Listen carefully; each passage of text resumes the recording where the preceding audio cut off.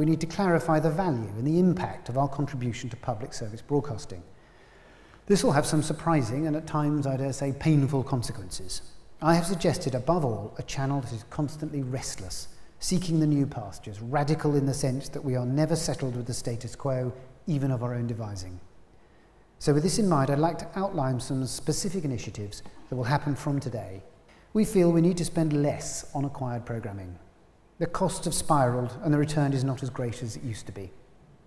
That is why we spent far less in Los Angeles this year than we did last. We deliberately saved some £10 million, which can immediately be transferred into new homegrown commissions for Channel 4. With this sort of money, we can even open up new slots to make ambitious, well-funded programmes. Next year, we'll do the same again and try and spend even less on Hollywood's output. Secondly, we need to help reinvigorate the independent sector. It's been through the usual commercial cycle. Consolidation has meant that the extant companies are strong and wise. The creative naivety of the early days has passed. We're heading, if we're not careful, for a replica of the USA, just the studios and a few massive indies. We at Channel 4 can help avoid this, and we should. We can earmark slots and funds for new companies. We can take greater risks. Spending more money is half the job, but who we spend that money with is also important. And so we intend that no less than 20% of the production companies we work with will have a turnover of less than £2 million a year.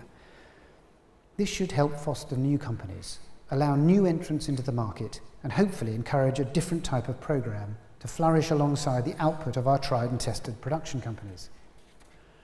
Thirdly, there's nowhere more important in the Channel 4 schedule than 9 o'clock.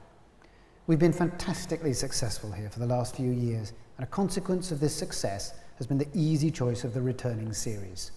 If a show does 3 million viewers, is well made and inventive, who wouldn't reorder it? Well, I believe it's time to be brutal with some much-loved shows that have been around for a while, in order, once again, to make way for the new. So at the moment, in the schedule for the first 6 months of next year, there is not a single returning series at 9 o'clock. Actually, there is one, I've just remembered one. There's Grand Designs, yes. I'm not a psychopath, I'm not going to cut everything. What other channel would get anywhere near that kind of commitment to the new? Let me be clear, this means moving out hit shows like Celebrity Big Brother in the belief that we will find new and exciting programmes. That's about 30 hours of peak time up for grabs in January alone.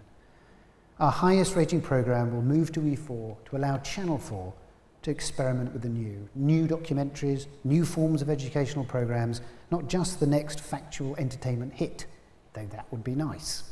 A consequence of these decisions means that our ratings will almost certainly fall. But then look around you. Everybody's ratings are falling. The alternative is more of the same, and that's just not what the channel is about. New programmes from new producers, new programmes from some older producers. Do not be surprised if Channel 4's share of viewing begins with an 8. I'm prepared for this and strongly believe it is the right thing to do. It's much better to be an interesting channel at 8% than a less interesting one at 10. The portfolio share will remain high, but the risks must be taken by the main channel. We should be about the same size as BBC Two, but have about 3 times as many young viewers just to keep us relevant.